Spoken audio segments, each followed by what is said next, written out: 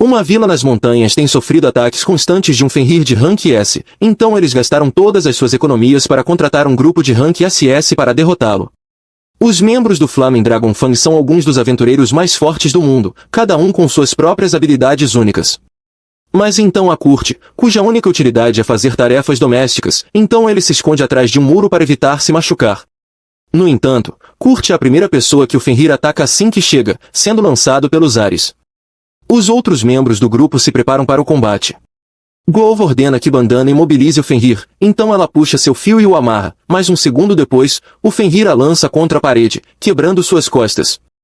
Normalmente, Bandana ficaria confinada a uma cadeira de rodas pelo resto da vida, mas com Marfice na equipe, ela é curada em segundos e volta ao combate. Ela usa uma árvore como âncora para se firmar no chão, dando a Golv uma abertura para atacar a cabeça do Fenrir. Ele salta e incendeia a fera com sua espada mágica. Os aldeões ficam tão felizes com a derrota do Fenrir que preparam um banquete para o grupo, mesmo estando quase falidos. No entanto, Golv odeia essa comida de camponeses e ordena que Kurt prepare uma refeição decente para ele. Bandana também pede algo especial, pois hoje é o último dia em que poderão comer a comida preparada por Kurt. Kurt não entende o que eles querem dizer com isso, então pergunta a Golv por uma explicação. Golv então diz a Kurt que, a partir de hoje, ele está sendo demitido. Kurt não entende por que está sendo despedido e pergunta a Golv se fez algo errado.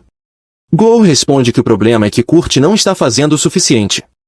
Claro, ele cuida das tarefas do grupo, mas, além disso, ele é completamente inútil em combate. E como o grupo só podem ter 4 membros, se eles quiserem ficar mais fortes, precisam substituir Kurt por um mago poderoso ou pelo menos alguém que consiga se defender em uma luta. Kurt implora para que o deixem ficar no grupo, mas Golv lhe dá um chute no estômago, cansado de suas lamentações. Eles não precisam mais dele, e ponto final. No dia seguinte, Kurt deixa a vila sozinho, sem ter para onde ir e com uma carteira mais vazia que o abismo. Eventualmente, ele chega à cidade de Saa e está com seus últimos trocados, então precisa encontrar um novo emprego quanto antes. Ele encontra uma agência de empregos temporários e decide tentar a sorte. Ao entrar, é recebido pela recepcionista, que pergunta se ele está ali para contratar alguém ou para procurar trabalho. Depois que Kurt diz que está procurando um emprego, ela informa que precisará realizar uma entrevista e um teste de aptidão antes. Ela pede algumas informações básicas, como nome, idade e cidade natal. Kurt responde que seu nome é Kurt Hawkins, tem 15 anos e vem da Vila H, nas montanhas Shin. Kerr nunca tinha ouvido falar de uma vila nessas montanhas, mas segue com a entrevista e pergunta sobre sua experiência de trabalho. Kurt conta que fez parte do Flaming Dragon Fang, mas que só realizava tarefas básicas para eles e foi recentemente demitido. Kerr fica surpresa ao saber que Kurt fez parte de um grupo de rank S e, mesmo que ele não tenha feito muito, ter o nome do grupo no currículo certamente o ajudará a conseguir um novo emprego. Kurt fica feliz em saber disso e agora só precisa completar o teste de aptidão para que Kerr possa descobrir seus pontos fortes e fracos. Aptidões, nesse mundo, são dons concedidos por Deus, e, se Kurt tiver sorte, talvez descubra um talento oculto hoje. As aptidões são classificadas desde o rank G até o triplo S, e a diferença entre esses níveis é tão grande que alguém com uma habilidade de espada rank G mal conseguiria balançar uma espada, enquanto alguém com uma habilidade de espada rank A poderia partir uma rocha ao meio sem esforço. Kurt está animado para descobrir se tem algum talento, mas, infelizmente, todas as suas aptidões de combate na ficha são classificadas como rank G, o que significa que ele não tem nenhuma esperança de assumir um papel de combate. Ele imediatamente perde as esperanças, mas Kerr diz que ainda pode ter uma boa aptidão para alguma profissão, como alquimia ou ferraria. No entanto, o técnico responsável por esses testes está de férias, então Kurt terá que voltar na próxima semana para ser avaliado. Kurt diz a ela que não pode esperar tanto tempo, pois está a um pão de distância de ficar sem dinheiro, e precisa desesperadamente encontrar um emprego hoje. Kerr compreende sua situação e pede que ele tente levantar um dos sacos de areia ali perto. Kurt tenta, ao colocar as mãos no saco, sente uma sensação estranha, quase como se a areia drenasse um pouco de sua mana. De qualquer forma, ele levanta o saco, e como consegue fazer isso sem dificuldades, que ela acha que ele pode lidar com trabalho braçal. Ela informa que o Margraviato de Tony está recrutando trabalhadores para ajudar a reparar os muros da cidade, então Kurt pode conseguir um emprego lá se ela escrever uma carta de recomendação para ele. Grato pela ajuda, Kurt segue imediatamente para encontrar o Margrave. O Margrave lê a carta, mas não acredita que Kurt tenha condições de trabalhar na construção. No entanto, como precisa de todas as mãos disponíveis, decide lhe dar uma chance. Ele pede que Kurt misture cimento e o utilize para reparar a parede, avisando que seu pagamento será determinado pela quantidade de trabalho realizado. O Margrave voltará mais tarde para conferir o progresso e avisa que, se Kurt não tiver usado pelo menos metade de um barril de cimento até sua volta, seu pagamento será baixo. Kurt quer perguntar algo, pois o Margrave não mencionou nada sobre infundir mana no cimento para fortalecê-lo, mas decide ficar calado, assumindo que deve ser conhecimento comum. Ainda assim, ele acha estranho que a cota seja de apenas meio barril, pois parece fácil demais. Então, Kurt decide usar o máximo de cimento possível antes do retorno do Margrave. Quando o Margrave volta, fica chocado ao ver que Kurt já completou uma seção inteira do muro. Kurt pede desculpas, pois poderia ter feito mais, mas o cimento acabou pela metade. O Margrave tem dificuldade em acreditar que Kurt realmente reparou mais de um terço do enorme muro ocidental, então pergunta como ele conseguiu consertar a parte superior da muralha. Kurt explica que simplesmente jogou o cimento para cima e usou um pedaço de madeira para espalhá-lo. Normalmente, o Margrave chamaria isso de mentira, pois parece impossível, mas, como o resultado está ali diante de seus olhos, ele tem que acreditar. Então, ele pergunta por quanto tempo Kurt pretende trabalhar ali, e Kurt responde que precisa do emprego apenas por uma semana. O Margrave fica satisfeito ao ouvir isso e diz que ele já trabalhou o suficiente por hoje, então pode ir para casa. O Margrave não tem dinheiro suficiente com ele para pagar Kurt pelo trabalho que fez, então lhe entrega uma pequena bolsa com moedas e promete enviar o restante do pagamento através da agência temporária. Kurt fica surpreso, pois até mesmo a pequena quantia que recebeu já é maior do que ele jamais ganhou trabalhando para o grupo do herói. Enquanto reparava a muralha, de repente, Kurt foi informado pelo Margrave de que estava sendo demitido. Confuso, ele perguntou o motivo, e o Margrave explicou que as reparações da muralha tinham como objetivo fornecer trabalho para pessoas em situação de pobreza, mas Kurt era eficiente demais. Se ele continuasse trabalhando ali, não sobraria serviço para mais ninguém. O Margrave não estava bravo com ele, mas, pelo que viu, a habilidade de Kurt era pelo menos rank SS, se não rank SSS, e ele estaria melhor empregado na capital real ou em algo mais grandioso. Como compensação pela demissão repentina, o Margrave lhe deu uma grande quantia em dinheiro antes de se retirar. No entanto, Kurt interpretou tudo errado e achou que o Margrave queria se livrar dele por ser um trabalhador terrível. Ele voltou para a agência de empregos temporários e encontrou Kerr para contar que havia sido demitido. Além disso, ainda levaria alguns dias até que pudessem avaliar seus atributos comerciais. Enquanto conversavam, ouviram uma comoção no balcão da frente. Parecia que uma garota estava tentando colocar um anúncio de recrutamento, mas a recepcionista dizia que ninguém aceitaria trabalhar sob condições tão ruins. Mesmo assim, a garota insistia para que a recepcionista encontrasse alguém, causando um alvoroço. Kerr foi verificar o que estava acontecendo. Sua colega explicou que a garota queria contratar um minerador para escavar uma montanha inexplorada, mas se recusava a oferecer pagamento adiantado, insistindo que pagaria apenas se a escavação tivesse sucesso. Kerr concordou que ninguém em sã consciência aceitaria tais termos e tentou convencê-la a buscar investidores para desenvolver a mina. No entanto, a garota disse que não podia fazer isso, pois, se não pagasse os impostos até o fim da semana, perderia os direitos sobre a mina. Foi então que Kurt se aproximou e disse que era louco bastante para aceitar o trabalho. Afinal, ele já havia ajudado em escavações em sua vila e tinha experiência. Kozel perguntou se ele tinha certeza, pois, com aquele contrato, havia a possibilidade de ele não receber nada. Antes que Kurt pudesse responder, a garota o interrompeu e disse que, na verdade, esperava contratar um anão robusto, não um garoto franzino. Ela se sentiria mal colocando Kurt para trabalhar, mas qualquer anão exigiria um pagamento adiantado de pelo menos 10 moedas de prata, quantia que ela não possuía. Assim, decidiu aceitar Kurt mesmo assim. Enquanto ele e a garota saíam, Kerr se sentiu mal por deixá-lo aceitar aquele trabalho, pois provavelmente não valia a pena. Sinceramente, ela pensou que Kurt se sairia melhor trabalhando em um bordel, pois pagaria muito dinheiro para passar uma noite com ele. Enquanto divagava sobre isso, sua colega chamou sua atenção para informá-la de que uma transferência bancária havia sido realizada. Era o restante do dinheiro que o Margrave havia prometido enviar como compensação pelo trabalho de Kurt na muralha. Kerr esperava algo em torno de 50 pratas, mas, para sua surpresa, o cheque era de 200 moedas de ouro. Era uma quantia absurda. O choque foi tão grande que ela tropeçou em alguns sacos de areia no chão. Sua colega correu para ajudá-la e avisou que aqueles não eram sacos de areia comuns, mas instrumentos usados para medir a quantidade de mana que uma pessoa possuía. Eles ficavam mais pesados quando tocados por alguém com grandes reservas de mana. Normalmente, não reagiam a pessoas comuns, então Kerr conseguiu pegá-los sem esforço. Porém, ela se lembrou de ter visto Kurt lutando para carregá-los antes. Quando Kurt pegou aquilo há alguns dias, Isha começou a se perguntar se ele era realmente apenas uma criança normal. Enquanto isso, Kurt e Ulissia caminhavam pela floresta até o acampamento dela, mas, ao chegarem, Kurt ficou um pouco preocupado porque havia apenas uma tenda. Isha disse que a tenda era grande o suficiente para que os dois dormissem juntos, mas Kurt respondeu que nunca conseguiria dormir ao lado de uma garota bonita como ela. Ao ouvir Kurt chamá-la de bonita, Ulissia ficou irritada, achando que ele estava apenas tentando bajulá-la, mas Kurt garantiu que realmente achava que ela era bonita. Isha percebeu que Kurt estava sendo sincero, então desistiu da discussão e lhe entregou uma batata para o jantar. Era apenas uma batata cozida simples, mas fazia tanto tempo que ninguém cozinhava para Kurt que ele realmente apreciou o gesto. Além disso, ficou grato pelo fato de Ulissia estar sentada com ele para comer, já que Goov e os outros do grupo dos heróis sempre se recusavam a deixá-lo comer no mesmo cômodo que eles.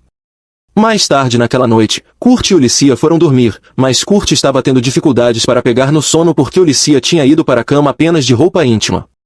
Ele percebeu que nunca conseguiria dormir daquele jeito, então decidiu sair da tenda e dormir do lado de fora. Assim que ele saiu, Ulissia abriu os olhos, pois estava apenas fingindo dormir.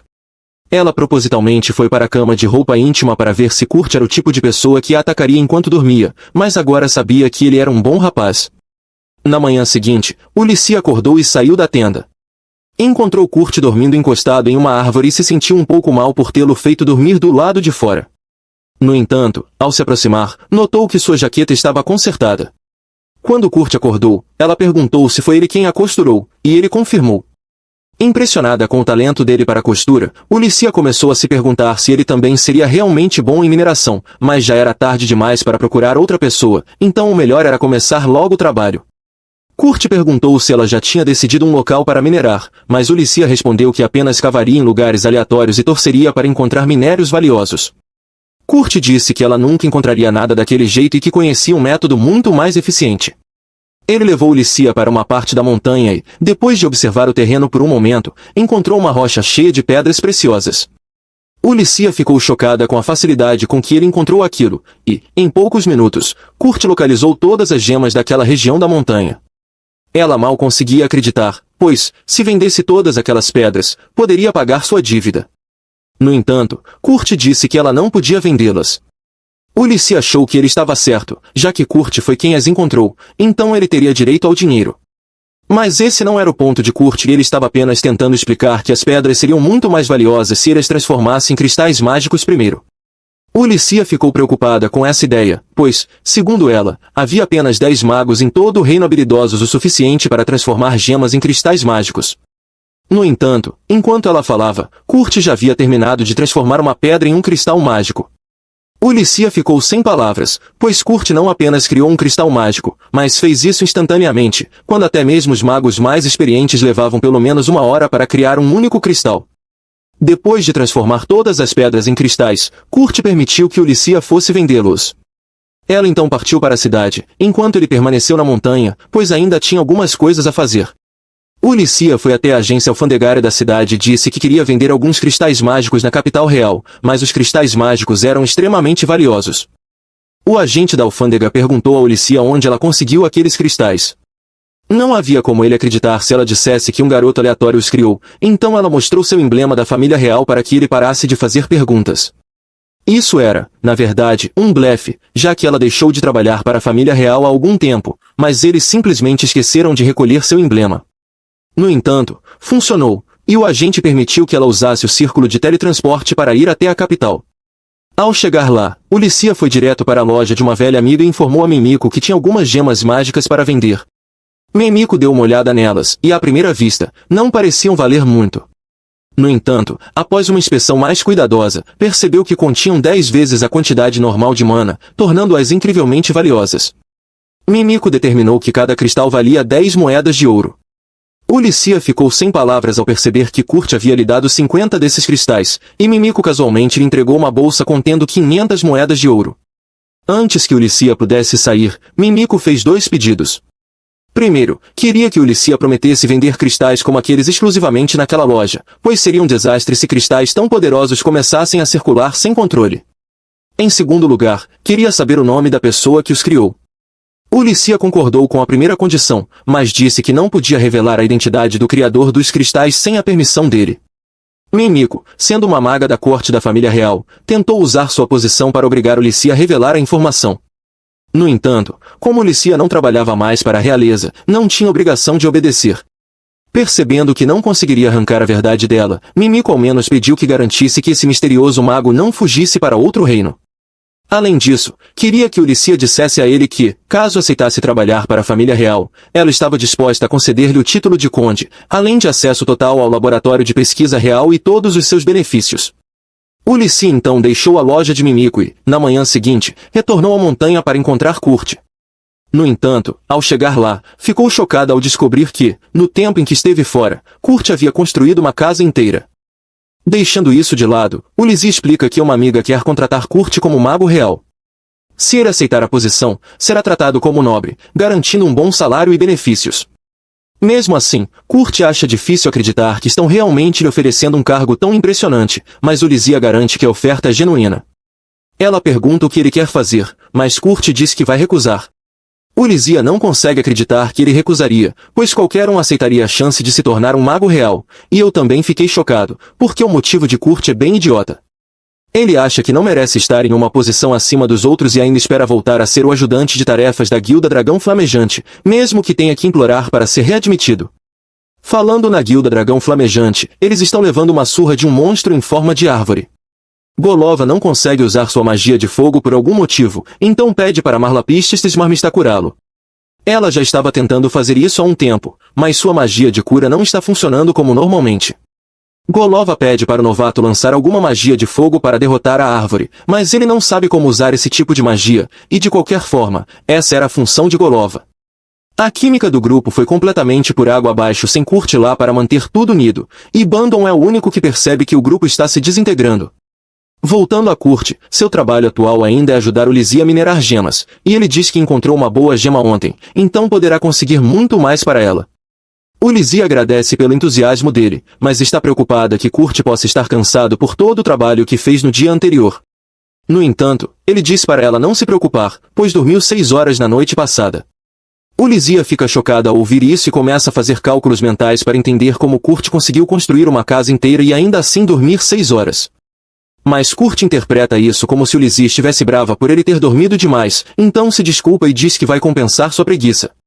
Ulissia realmente precisa explicar a força de Kurt para ele em algum momento, mas ela não faz ideia de como abordar o assunto. Então, os dois apenas seguem para minerar mais. Kurt leva Ulissia até o local que encontrou, e embora pareça uma seção comum da floresta, ele diz que ela deve encontrar boas gemas por ali. Ele só a avisa para não cavar além de 500 metros, como se isso fosse algo fácil de fazer acidentalmente. Em seguida, ele começa a se afastar, e Ulissia pergunta para onde ele vai. Kurt explica que está indo para outro ponto de mineração e que vai encontrá-la depois. Ulissia passa o dia cavando e, ao anoitecer, finalmente encontra uma enorme gema de topázio. Ela havia depositado todas as moedas de ouro das gemas mágicas na conta de Kurt, já que ele foi quem as encontrou. Mas como foi ela quem encontrou essa, poderá usar o lucro para pagar seus impostos. Ela até poderia convencer Kurt a transformar essa gema em uma mágica para lucrar ainda mais, mas decide não fazer isso porque não quer se aproveitar da gentileza dele. Falando em Kurt, ela decide ir ver como ele está. Pelo que viu dele até agora, já esperava que ele exagerasse, mas não esperava que ele tivesse construído um sistema inteiro de túneis em apenas 8 horas. Kurt eventualmente aparece e diz a Ulissia que, infelizmente, conseguiu encontrar apenas um pouco da gema que estava procurando. Todo o resto que achou eram apenas pedras inúteis, então pretende jogá-las fora assim que terminar ali. Ulissia dá uma olhada no carrinho de pedras e elas parecem bonitas demais para serem inúteis, então pergunta o que são. Kurt explica que são minérios de mitril. Mas, na vila de Kurt, a mitril era tão comum nas minas que eles normalmente apenas jogavam fora sempre que encontravam alguma. Ulissia ficou sem palavras com o que acabou de ouvir e, além de querer saber de que tipo de vila Kurt veio, ela pergunta qual gema ele estava procurando, afinal, se ele considera mitril como lixo. Kurt então tira uma pequena rocha do bolso e diz que estava procurando oricalco, mas só conseguiu o suficiente para encher uma caixinha. Oricalco é conhecido como o metal dos deuses, então até mesmo um grama dessa substância vale milhões, e Kurt simplesmente encontrou uma caixa cheia, como se não fosse nada. Ulissia nem sabia que oricalco podia ser encontrado em lugares assim, mas Kurt comenta, dá para minerar em qualquer lugar, só precisa cavar 8 quilômetros de profundidade para alcançar. Diante disso, Ulissia decide que já teve mineração o suficiente por hoje. E como o topázio que encontrou será suficiente para cobrir os impostos, o contrato com Kurt termina ali. Isso significa que Kurt agora precisa procurar outro emprego, já que ninguém ainda contou a ele sobre a montanha de ouro acumulada em sua conta bancária. No caminho até a agência de empregos, Kurt encontra Bandana e fica feliz em vê-la. Ele pergunta o que ela está fazendo por ali, e Bandana explica que não faz mais parte da Flaming Dragon, mas há mais nessa história. Após a missão desastrosa, Golova foi até um restaurante 5 estrelas procurar uma boa refeição, mas comparado à comida que Kurt fazia, tudo ali tinha gosto de lixo. Golova ficou furioso, destruiu o restaurante e saiu sem pagar. Enquanto caminhava por um beco, encontrou Bandana, que o repreendeu por exagerar. Mas tudo que Golova queria era comida boa. Por isso, ordenou que Bandana fosse buscar Kurt, nem que precisasse quebrar seus ossos para levá-lo de volta. Era evidente que Golova estava perdendo a sanidade. Bandana, no entanto, não discutiu. Ela apenas roubou o cristal de teletransporte de Golova e saiu correndo do beco. Ao sair, viu os guardas da cidade se aproximando do local onde Golova estava, e como ele estava sem o cristal, certamente seria preso por destruir o restaurante. Além disso, Marley havia sido convocado pela igreja, o que significava o fim oficial do grupo Flaming Dragon. Bandana omitiu os detalhes mais perturbadores sobre o surto de Golova, mas Kurt ficou desapontado ao saber da dissolução do grupo, pois isso significava que ele não poderia mais se juntar a eles. Bandana não entendia por que ele queria tanto voltar. Kurt explicou que devia muito a Golova e ainda não sabia o quão péssima pessoa ele era, por isso ficou realmente triste por não poder mais trabalhar com ele. Para Bandana, por outro lado, Golova nunca foi importante. Ele era apenas uma desculpa para que ela pudesse ficar de olho em Kurt. Como Kurt estava indo para a agência, Bandana deduziu que ele estava procurando emprego e, se fosse o caso, ela tinha algo perfeito para ele. Uma amiga dela estava precisando de ajuda em seu ateliê, e o trabalho prometia ser bom, afinal, sua amiga era uma mestre Itilier. Há pouquíssimos mestres Itilier no mundo, e todos são extremamente influentes, com status comparável ao de um visconde. Bandana perguntou se Kurt queria aceitar o trabalho, e ele disse que adoraria. Então ela lhe entregou um mapa e o mandou seguir caminho. Eventualmente, Kurt chegou ao ateliê da mestre Itilier, mas ficou um pouco confuso, pois o lugar parecia apenas uma casa comum para ele. Kurt bate na porta e é atendido por uma garotinha elfa. Ele fica um pouco chocado, pois não esperava que a mestre do ateliê fosse uma criança. No entanto, Michelle explica que ela é apenas assistente da mestre. Kurt então diz que está ali por um trabalho, e Michelle fica feliz em ouvir isso, pois está precisando de toda a ajuda possível. Ela o leva até a cozinha e, assim que ele entra, sente um fedor terrível. Michelle pede desculpas pela bagunça e explica que a mestre tem trabalhado sem parar, por isso não conseguiu limpar o lugar. Nesse momento, a mestre chama por Michelle, que sai correndo e pede para Kurt ajudar na limpeza da cozinha. Ele fica um pouco decepcionado, já que pensava que iria ajudar diretamente a mestre do ateliê, mas como as tarefas são simples, começa a trabalhar. 30 minutos depois, Kurt já limpou toda a cozinha. Como Michelle não deixou instruções sobre o que fazer em seguida, ele começa a andar pelos corredores à procura dela. Ele encontra uma porta e, ao bater, uma voz feminina o convida a entrar. Quando entra, vê a garota quase nua em cima da cama. Ele fica sem graça e se desculpa pelo incômodo, mas a moça não parece se importar com a presença dele. Kurt explica que está procurando por Michelle, e ela diz que Michelle está no porão. Ele está prestes a sair quando nota uma marca escura na barriga da garota. Reconhece que se trata de uma maldição e pergunta se pode examiná-la de perto. Com a permissão dela, Kurt se aproxima e começa a sentir a região afetada. Maldições como aquela normalmente destroem os órgãos internos da área afetada, o que tornaria difícil até mesmo comer, mas o estômago da garota ainda está intacto. Por isso, ele se oferece para preparar algo para ela comer. Enquanto isso, Ulissia se encontra com Mimiko para discutir o Meitil e o Oralum que Kurt encontrou. Mesmo sem transformá-los em cristais mágicos, o valor ultrapassa 50.000 moedas de ouro, o que preocupa Ulissia. Ela pergunta a Mika o que poderia acontecer se as pessoas descobrissem as habilidades de Kurt. No melhor dos casos, ele seria sequestrado e forçado à escravidão. No pior, seria assassinado por ser considerado uma ameaça. Mimiko pergunta o que Ulissia pretende fazer com Kurt, e ela revela que está considerando transformá-lo em um mestre de ateliê. Assim, ele teria poder suficiente para que ninguém tentasse explorá-lo, e ela poderia atuar como sua guarda-costas. Mas convencer Kurt disso será difícil, ele é ingênuo demais para perceber o quão talentoso é, e, pior, constantemente se subestima. Ulysses precisa agir antes que ele se meta em confusão. Enquanto isso, Kurt termina de cozinhar um mingau para a garota que conheceu mais cedo. De repente, Michelle e a mestre do ateliê, Aelia, saem do porão. As duas ficam surpresas ao ver que a cozinha não é mais um desastre e ainda mais espantadas ao saber que Kurt a limpou tão rapidamente. Aelia nota que ele está preparando um mingau, e Kurt explica que a garota que encontrou disse estar com fome. Aelia parece um pouco preocupada por ele ter conhecido aquela garota e faz com que ele prometa não contar nada a ninguém. Kurt promete, e Aelia lhe diz que ele pode ir para casa por hoje, entregando-lhe 3 moedas de prata. Kurt fica surpreso com o pagamento generoso apenas pela limpeza, mas Aelia diz que ele merece pela dedicação e pede que volte no dia seguinte. Mais tarde, Aelia leva o mingau até o quarto da garota e a lembra de que não deveria se deixar ser vista por outros. Ainda assim, como Kurt não parece uma ameaça, ela acha que ele não representará um risco. A garota ainda não comeu, então Aelia diz que irá testar o mingau para garantir que não esteja envenenado.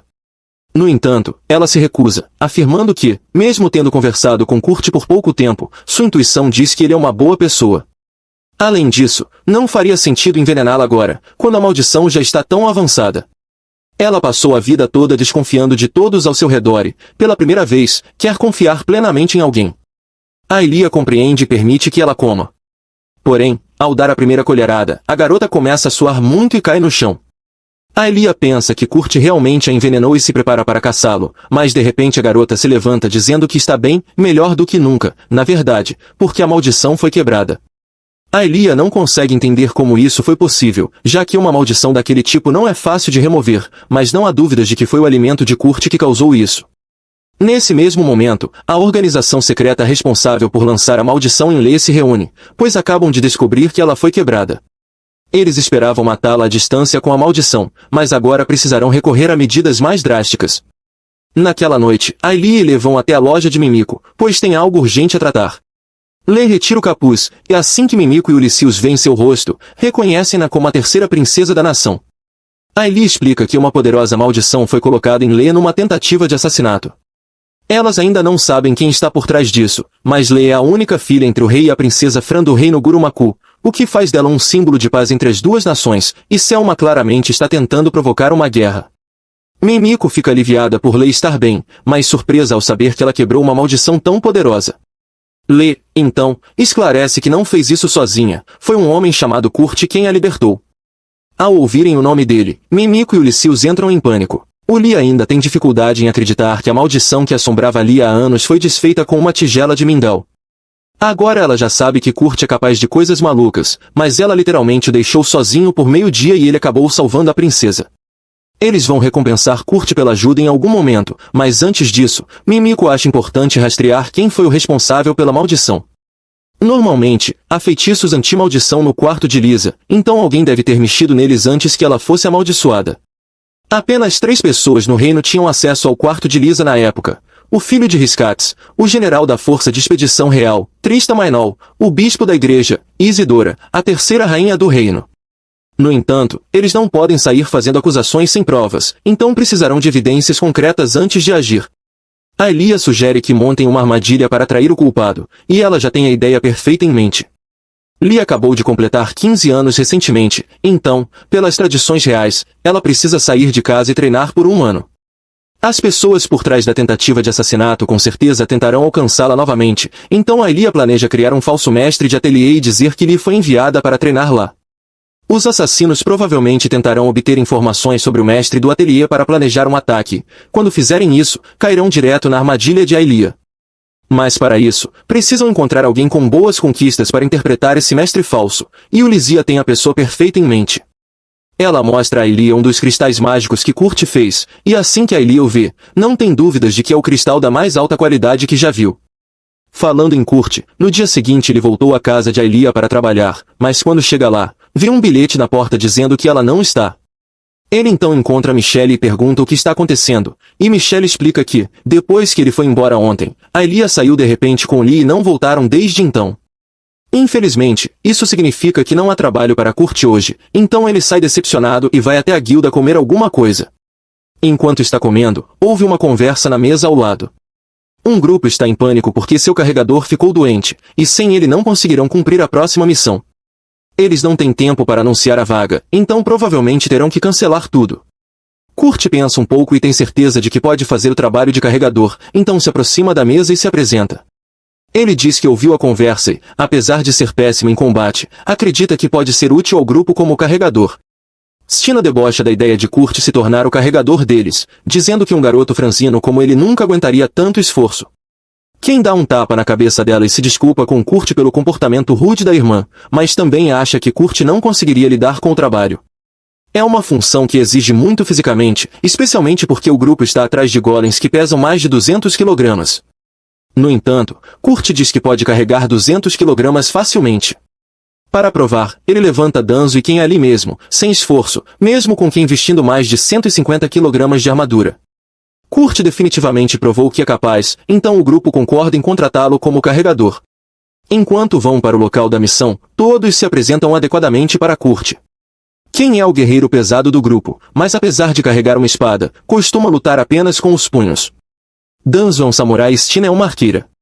Também há outro integrante na equipe, mas ele está resfriado, por isso precisaram de Kurt para substituí-lo naquele dia. Eles dizem que estão felizes por tê-lo na equipe e Kurt agradece por darem uma chance a um inútil como ele. O grupo não entende muito bem o que ele quer dizer, já que alguém incompetente não conseguiria agachar com 400 kg como se fosse aquecimento, mas eles acham que é só o senso de humor de Kurt. O grupo continua andando, mas de repente Kurt grita porque acabou de ser atacado. Todos se viram imediatamente para ajudá-lo, mas ficam confusos ao verem que ele está lutando contra um slime. Kurt está em pânico, então Stina diz para ele se acalmar, porque tudo o que precisa fazer é destruir o núcleo do slime. Kurt tenta seguir o conselho dela, mas quando tenta perfurar o núcleo do slime, sua faca simplesmente não entra e ele acaba se ferindo sozinho. Fica claro que ele não vai conseguir derrotá-lo, então Stina acaba com o slime para ele. Ela fica surpresa com o quão ruim Kurt é em combate.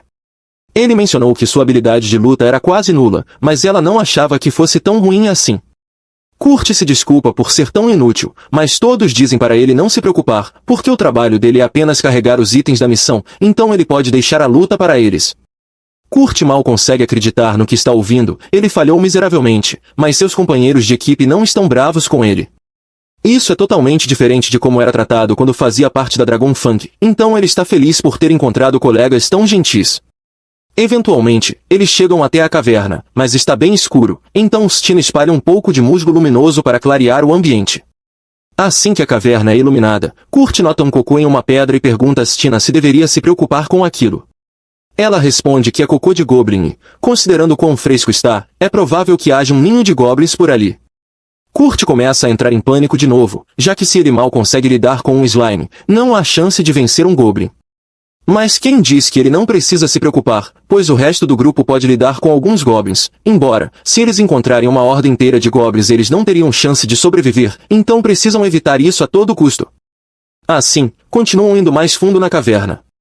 Eventualmente, chegam a algumas ruínas, e enquanto andam, Kurt percebe algo estranho em uma das paredes. Nesse momento, Senna avista um goblin e tenta matá-lo o mais rápido possível, mas é tarde demais, o goblin já havia chamado reforços.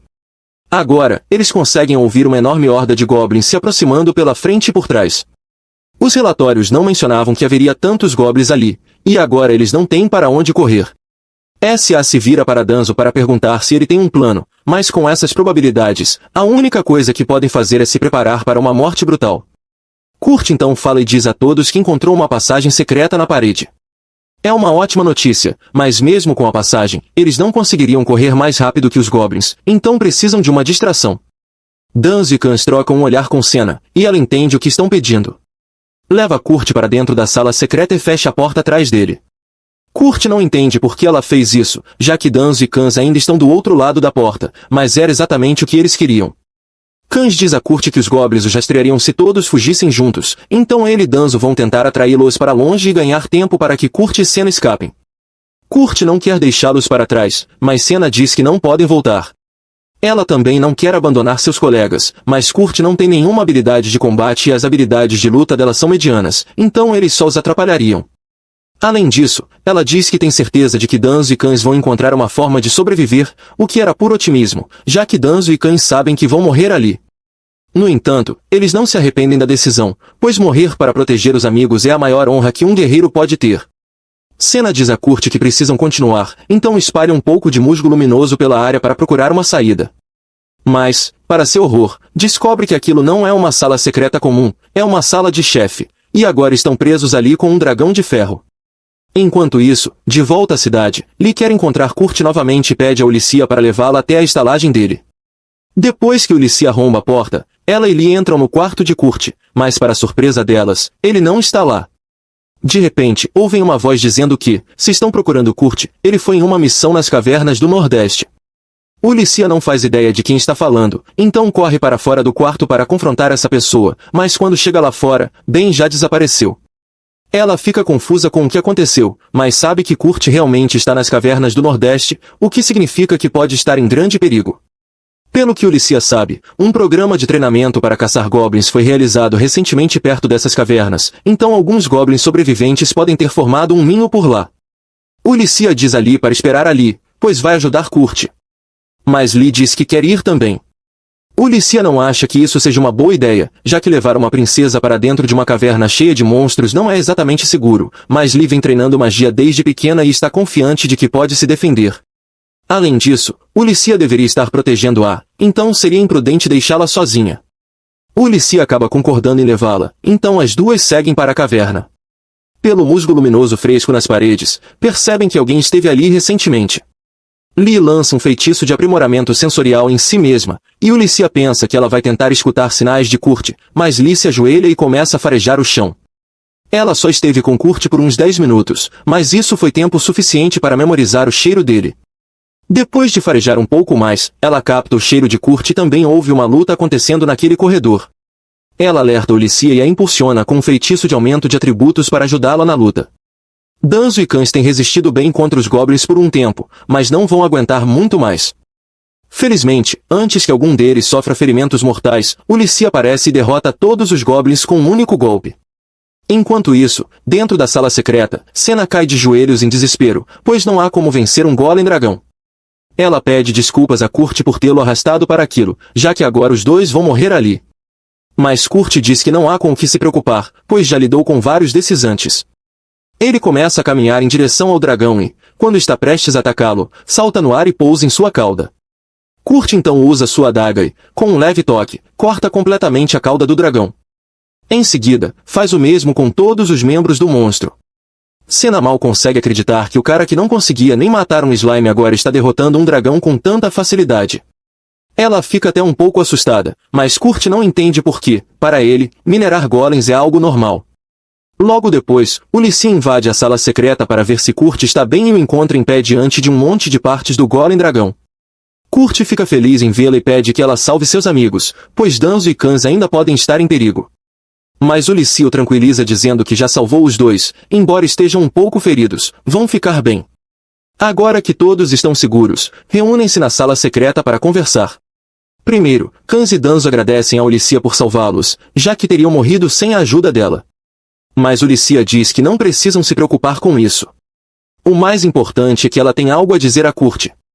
Enquanto ele carrega algumas partes do dragão, ela informa que está abrindo uma nova chaleira e pergunta se ele gostaria de fazer parte. Mas Kurt não acha que consegue, já que atualmente ele está em um grupo. K diz a Kurt que não precisa se preocupar com isso, pois a proposta de Ulissia é uma grande oportunidade. Ele o encoraja a aceitá-la e, como Cães e os outros também estão de acordo, Kurt aceita a oferta.